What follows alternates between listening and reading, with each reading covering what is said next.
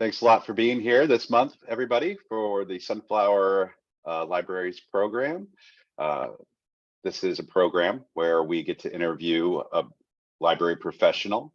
Today, we're interviewing Kiersten Allen, who has been gracious, even though she was a tad bit nervous to join us today, but she was nice enough to work on this with me and said yes when I asked, which is always really important for these programs. So thank you for being here, Kiersten. I will say my first experience with Louisburg Library, the library itself, was when I came to do some adult programming and was shocked when I saw a young boy riding his horse down the street, because that's something I don't see a lot every day. But would you please get us started and introduce yourself to our viewers today? Sure. My name's Kiersten Allen, and I've been the director here for 20 years. And before that, I was youth services. We're at Louisburg Library, just 4 miles west of the Missouri border in northeast Kansas. And Louisburg originated in 1868. I don't know if you want to talk a little bit about that. There we go. Yeah, I got the slide up now. Sorry about that. We celebrated our sesquicentennial in 2018, which was exciting. The Historical Society is tied in with the Louisburg Library, so we house artifacts and we have some fun facts. The time capsule that was buried in the centennial for 50 years for our sesquicentennial, when we dredged it up, was full of water. So there wasn't a lot that was salvageable. We have a haunted house. Ooh. Yeah, she's a kind spirit and has awoken several people who were in maybe a little bit of potential danger. We are known for our apple cider. If you've heard of the cider mill, Louisburg apple cider. My sister had her dinner, the rehearsal dinner at Louisburg for her wedding back in the 90s. Oh, nice. Yeah, fancy. Sorry, I just had to share that with everybody. That's fantastic. You can find our apple cider across the nation, but you can only get the donuts here. So you got to come, if nothing else, for the donuts and the slushies. They have excellent apple slushies. And our high school band was in the Rose Parade in 2018. And just this past March, our choir sang at Lincoln Center. Cool. In New York City. So yeah. Those are some fun facts. Another fun fact is that we were the very first district library in Kansas. So the difference between a district library and a public library is that a district library is its own taxing authority, and it's run by an elected 7-member board of trustees. And that election takes place on the first Tuesday in March by statute. So we cull our taxes from our tax base, and the tax base is almost exactly the school district boundaries. There's just one spot where we zig and they zag, but other than that, it's pretty much the school district boundaries. So our 6,700 square foot facility that we've been in since 1968 serves 9,000 patrons in a 167 square mile area. So that's Louisburg Library. Yeah, that was perfect. That was and we've pretty much covered how you guys operate. So I think we can kind of jump in. We show facilities here, so let's jump in.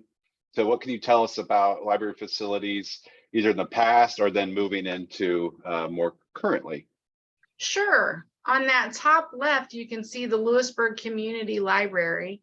The very first library that we had was on loan. It was a bookmobile on loan from Johnson County in the early 60s. And the town decided that they couldn't live without books, just like Thomas Jefferson.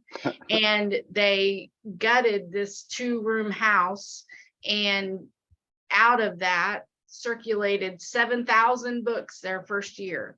So that was the very first library before we became a district library. And then that's the libraries through the ages. And we're actually 3 storefronts that they just kept buying the next storefront and the next storefront and the next storefront until we owned most of the block. So we owned about a little bit more than half the block And there is what we look like today. So we just kept going until we couldn't go any further. And now we are horribly out of space for humans. And so our goal is to build a new library. Yeah. And Kiersten, we forgot to catch up about this, but you guys have that awesome drone video. So, oh yes, there is a and drone video with our. Can I look at that just from your website? No, it's Okay. not on our website. I forgot to share it. You know what? I will share the link. I completely forgot about that, but it's awesome, guys, because what they've done is flown a drone through their current library facilities, and then they annotate it with different wayfinding text.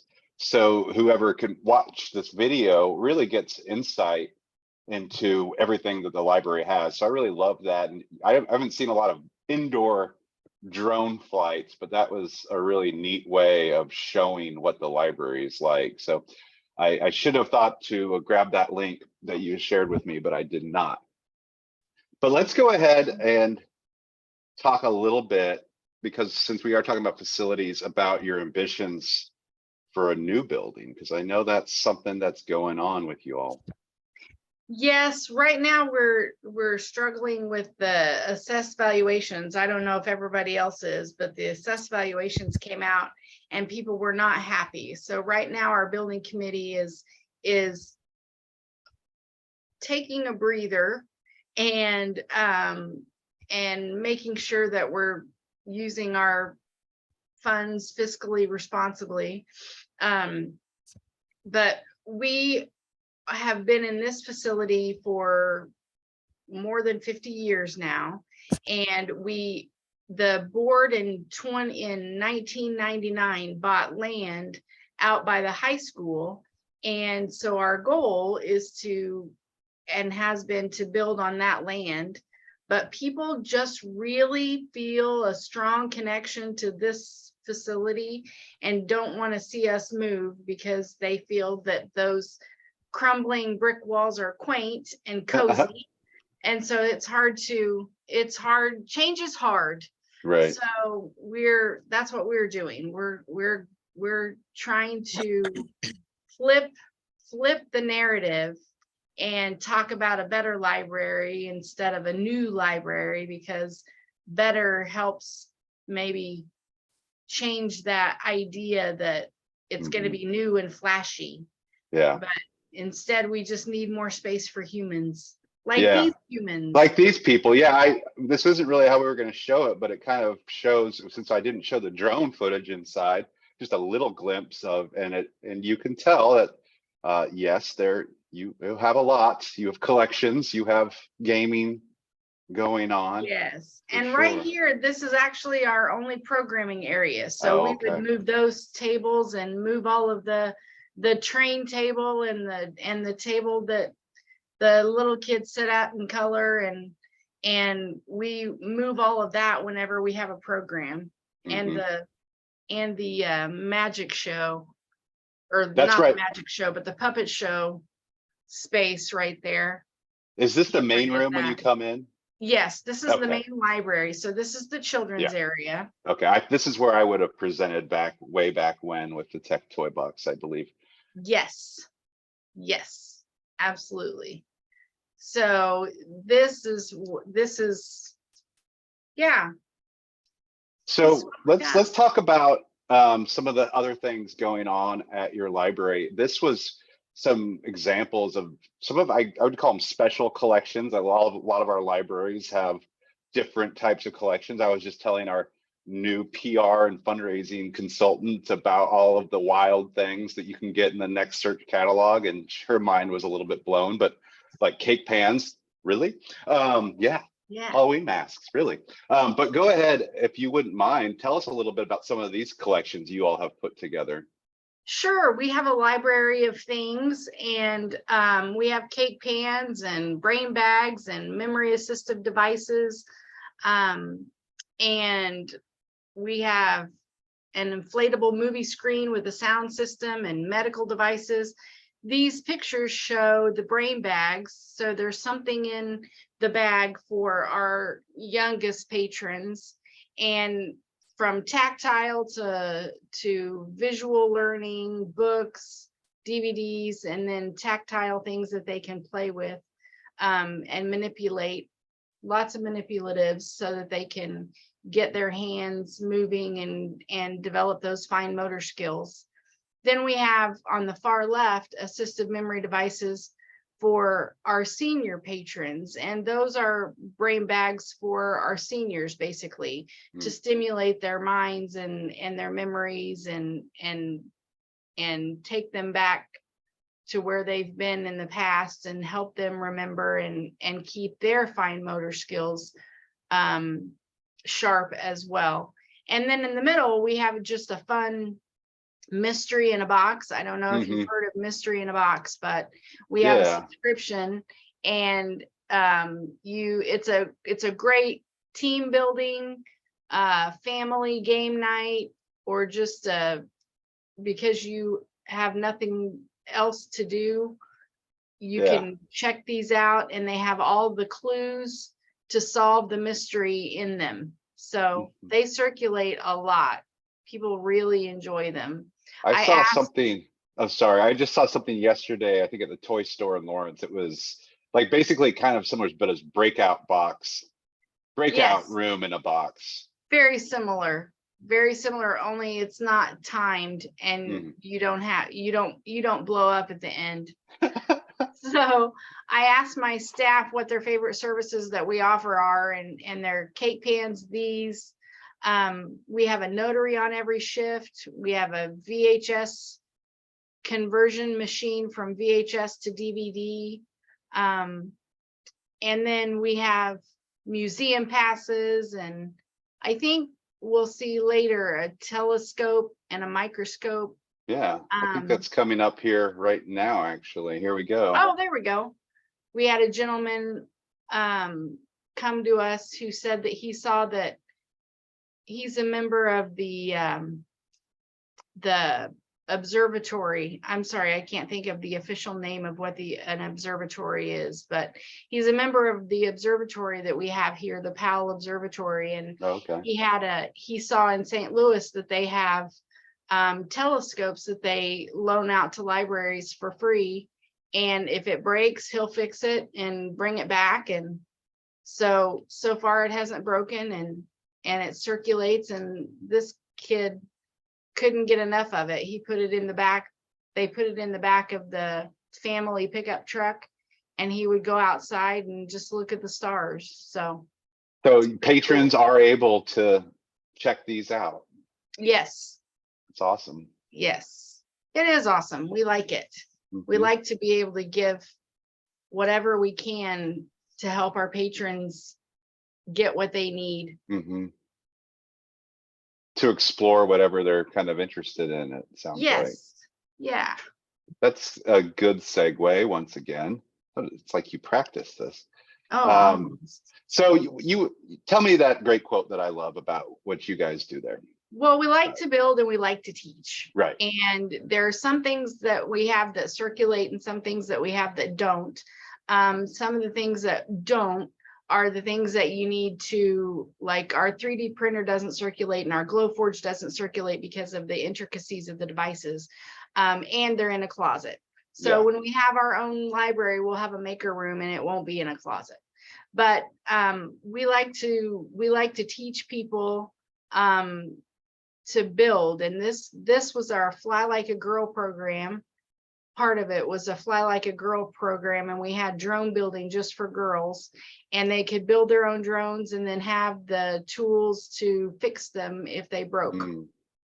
So we were super excited about that, and it was a great project.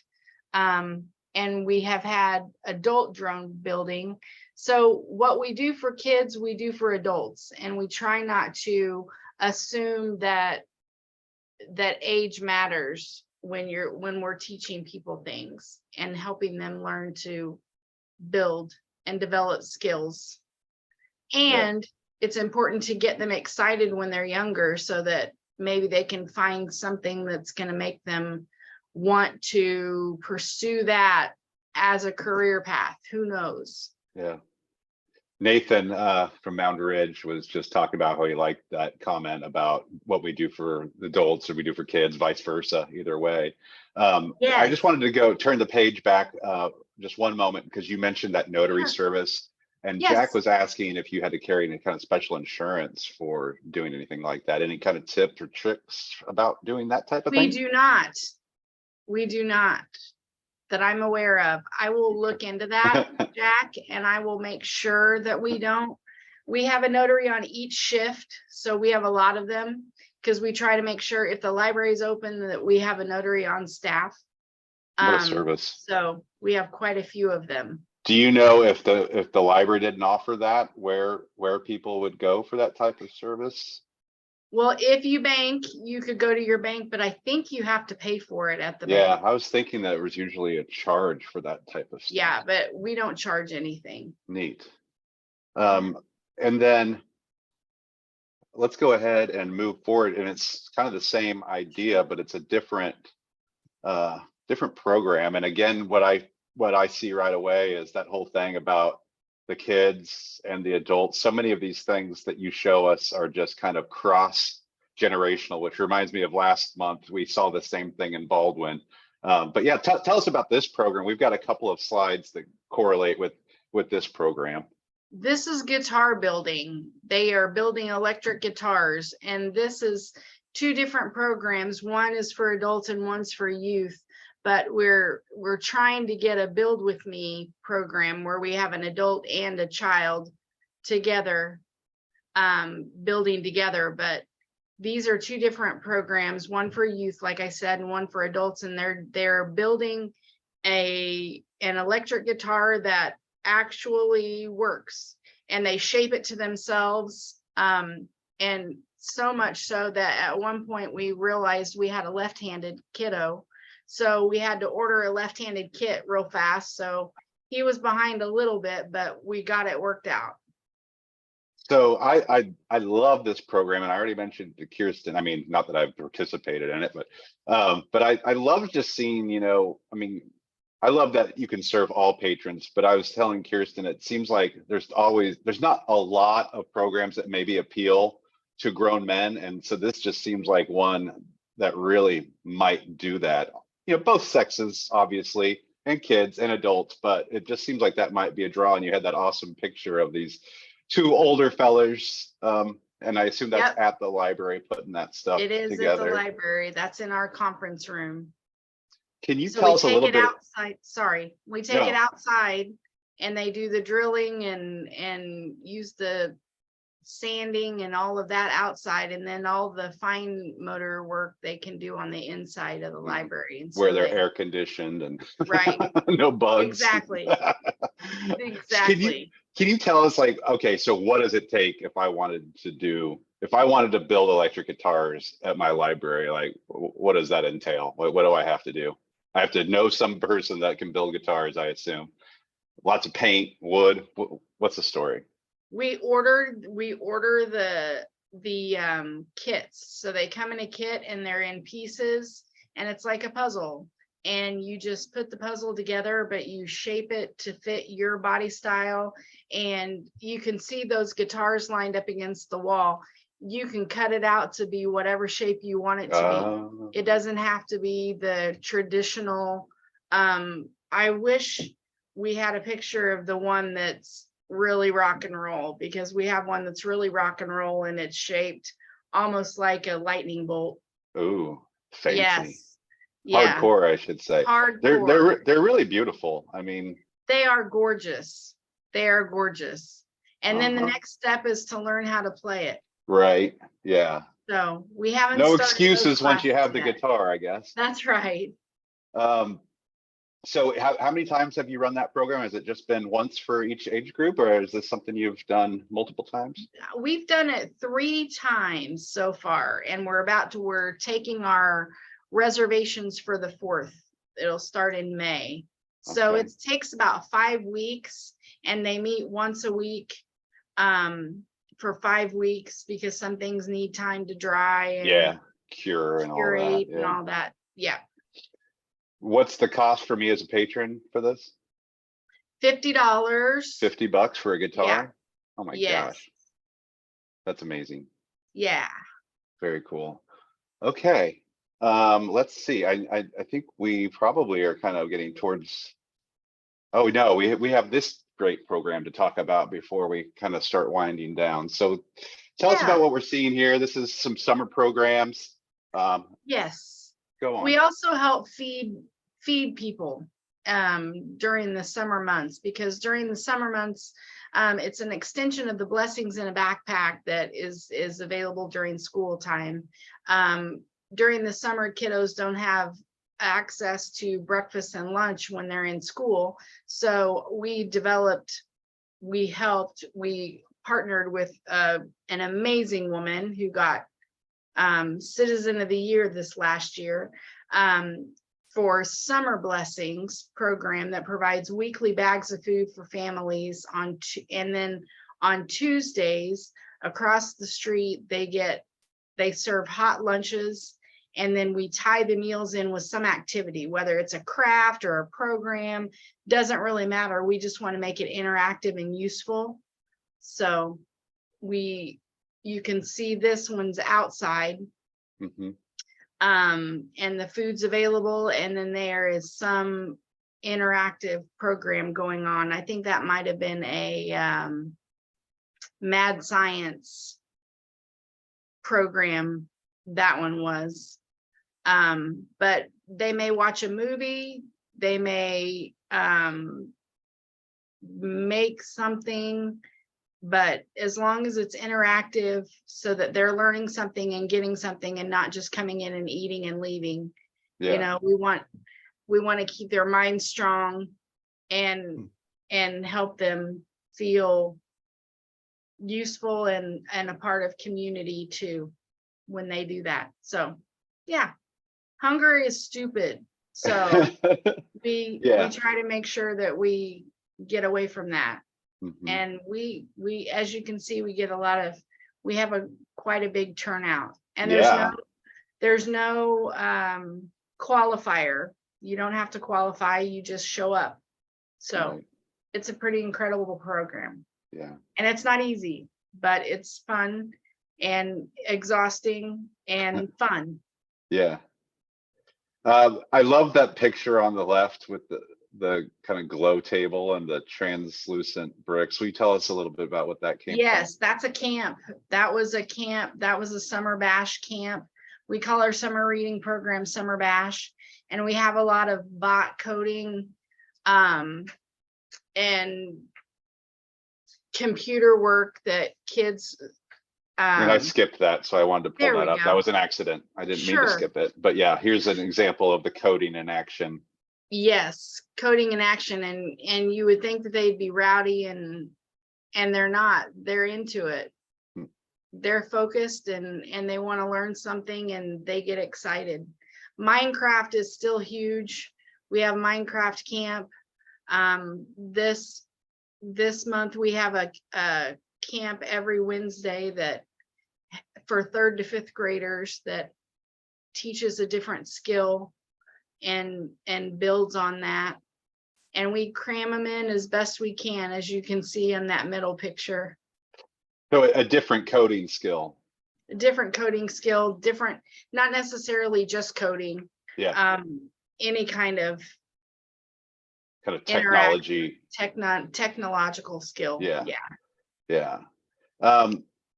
It seems like we should mention you've got a lot of great people on your side. I'm sure they're not all just staff members. I'm sure it's volunteers too, but I didn't know if maybe you wanted to just talk a little bit about how some of the people that you have working with you or your volunteers, what their interplay is with these programs.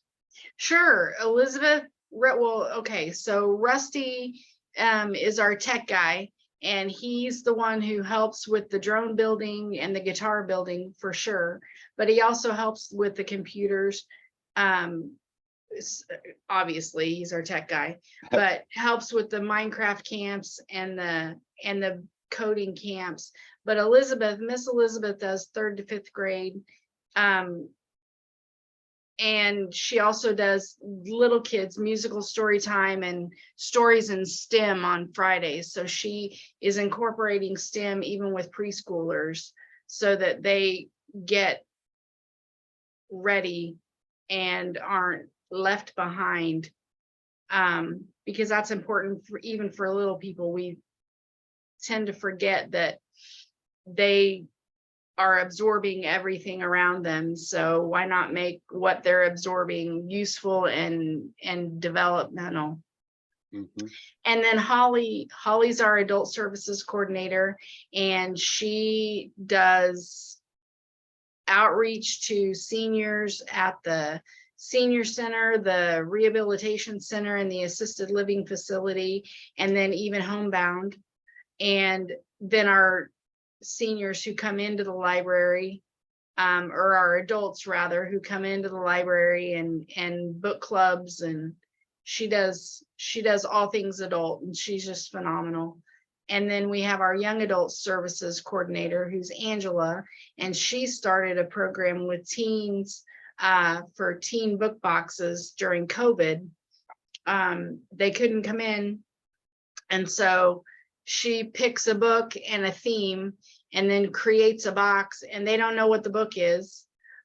And the minute they find out that it's time for teen book boxes, there's a race to the finish to see who's going to get them, because there's not going to be one for everyone.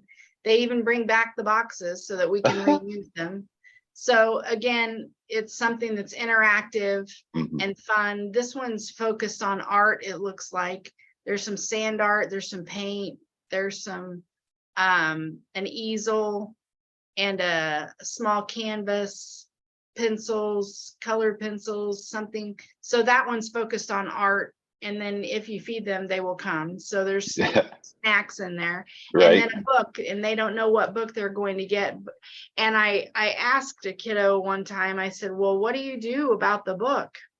I said, have you ever just not wanted to read it? And he was like, no, I always want to read whatever Miss Angela picks out. So Miss Angela's pretty great too. That sounds pretty great.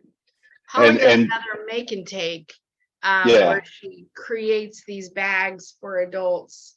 And it's from calligraphy to making bath salts.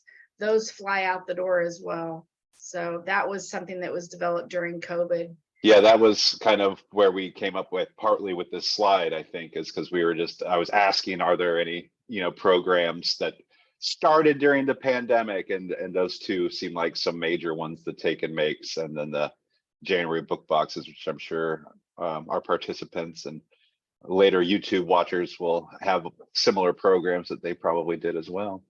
Well, we're winding down here, and it pretty much got us through everything that we promised each other we'd talk about. Anything that we didn't get to, Kiersten, that I'm leaving out? I don't think so, except that our friends group has recently been reinstated, and we're super excited about that. We have peaks and valleys when our friends group is busy and thriving, and then when it's not. And then of course with COVID, we had nobody could do much, and we're a small community. Our 9,000 patrons sounds like a lot, but it's not. And so we're excited that our friends group is getting active again. So yay, friends group. Yes, and those First Friday with Friends meetings that they have, I don't know what she calls them, but they're for Carolyn Little. The statewide. Yeah. Okay. So yeah. if you're interested in your friends group, definitely go to tune them into Fridays. The statewide, what's going on there for sure. Yeah. That's a good shout out for that. And speaking of shout outs, as we end up here, I just wanted to mention that Kiersten and a lot of those people that she was just talking about, her great staffers, were nice enough to join us. It's been a couple of years now, even on our podcast that's Unbound from Northeast Kansas Library System. All of them were guests on that, and with Anna Foote and myself, and they talked a lot about those tools that they have to loan or to use inside the library. So I would encourage you, if you want to hear a little bit more about, I know she mentioned a source forge and we didn't really talk about what that is, but if you listen back to some of that older episode, you will get some insights. And I did put Kiersten's email address in there, folks. Thank you, Anna, for putting that link in there. And then I will go ahead and put Kiersten Allen's email address, because there might have been something that came up and you want to ask her a little bit about what it came into. How do you start your own guitar building, or drones, or loan out a microscope? So thanks a lot, everybody, for your participation. Again, Kiersten Allen, thank you so much for being here. Thank you for asking. It's so nice to have somebody that even though maybe it's not the top of the things they want to do in life, they still are welcome. They still think about doing it and say yes. So any of you out there listening, I encourage you, if you are interested in hosting, please reach out to me. I'd love to talk about your library and all the great things that you do. And then you can share that video and get 100+ views. And it's just a great way to kind of advocate for your library and tell your story. But that's all we have for April, guys. Again, thank you. And we'll hope to see you down the road as we look at another library. Thanks, Dan. Bye.